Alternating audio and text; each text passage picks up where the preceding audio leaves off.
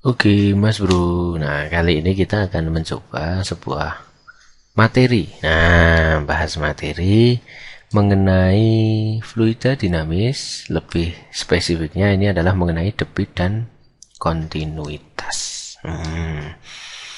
Loh Mas, debit itu apa sih? Debit itu adalah banyaknya. Oh, kan gitu.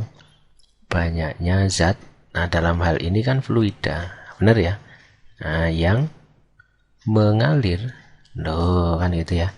Nah, ini dalam tiap detik. Oh, kan gitu. Contohnya kamu nyemprotin selang, mancur, cur, kan volumenya berapa dalam tiap waktu.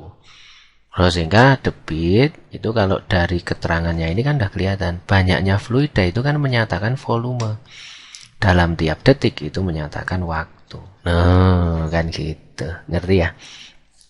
Volumenya meter kubik, T-nya harus detik. No, kan gitu. Tuh prinsipnya seperti itu. Nah, tapi gini deh, kalau misalkan saya punya selang, punya luasan tertentu, dan airnya masuk dengan kecepatan. Luas itu kan satuannya meter kuadrat, kecepatan satuannya meter per sekon. Sedangkan ini satuannya kan meter kubik per sekon. Nah, dari ini kan nanti bisa juga kita pakai debit. Meter kuadrat, meter per sekon, berarti kan dikalikan. Berarti debit itu boleh A kali V. Nah, kan itu berarti boleh ini. Boleh juga yang ini. Nah, itulah yang namanya debit. Nah, kan gitu ya. Mas, kalau pemanfaatannya gimana? Pemanfaatnya dalam yang namanya prinsip mengenai kontinuitas.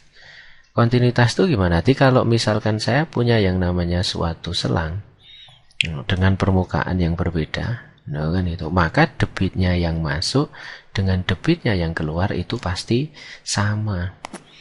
Karena sama, maka ini kan jadi alirannya lebih cepat, kenceng. Kalau ini kan lebih lambat, sehingga nanti Q1 sama dengan Q2 atau A1V1 sama dengan A2 V2. Nah, kan gitu. Jadi tinggal pakai perbandingan aja. Maka inilah yang dipakai di dalam prinsip mengenai yang namanya kontinuitas. Nah, kan gitu ya. Nah, kalau misalkan, oke ya, misal. Nah, misal ini ada sebuah luasan misalkan 2 cm kuadrat yang di sebelah sini luasannya 0,5 cm kuadrat. Di sini kecepatannya misalkan 5 meter per sekonde. Berarti kecepatannya yang di sini berapa? Kamu udah enak. Berarti nanti tinggal A1V1 sama dengan A2V2. A1-nya 2, V1-nya 5, A2-nya itu setengah. Kali V2 kan 4 kali 5. Berarti kecepatannya sekarang 20 meter per sekon. Maka semburannya kan kencang sekali. Maka kalau prinsip kayak gini gimana? Dipakainya kalau dalam pompa air. Misalkan kamu punya pompa nih. Punya pompa air itu loh, pompa mesin air. Nah, ini misalkan pompa. Nyedotnya diameternya yang gede. Nyedotnya diameternya yang gede. Nyedotnya gede. Banyak. Tapi begitu kalau kamu pengen semburannya itu kenceng, nah keluarnya dibikin agak kecil. Kan gitu. Itu contohnya. Jadi kan semburannya lebih kenceng karena debitnya yang masuk dengan debitnya yang keluar itu sama. Misal nyedotnya luasnya yang 5 cm kuadrat. Sini yang 4 cm kuadrat. Kan nanti semburannya udah lebih kenceng. Sedotannya kuat, semburannya kenceng. Kan gitu. Itulah prinsip mengenai kontinuitas. Itu ya. Nah, ini semoga bermanfaat buat kamu-kamu semuanya.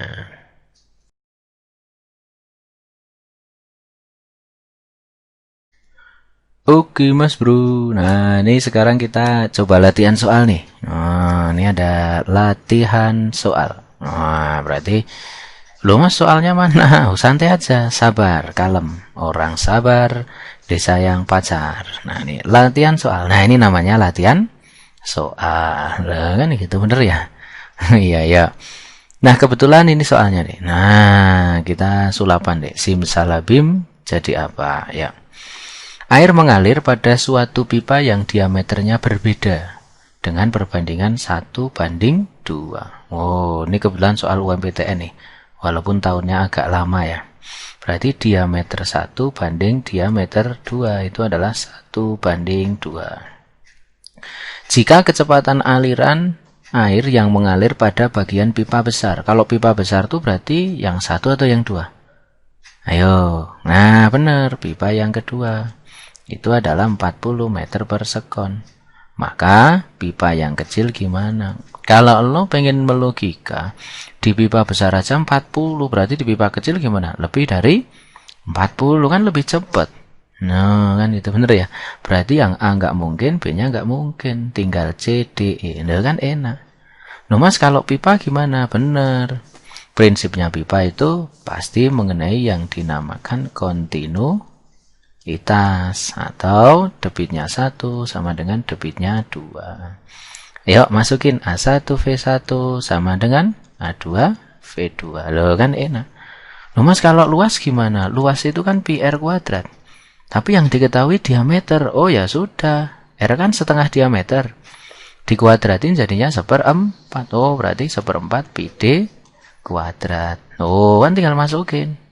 Kalau kamu pengen caranya biasa ya gitu. 1/4 pi D1 kuadrat V1.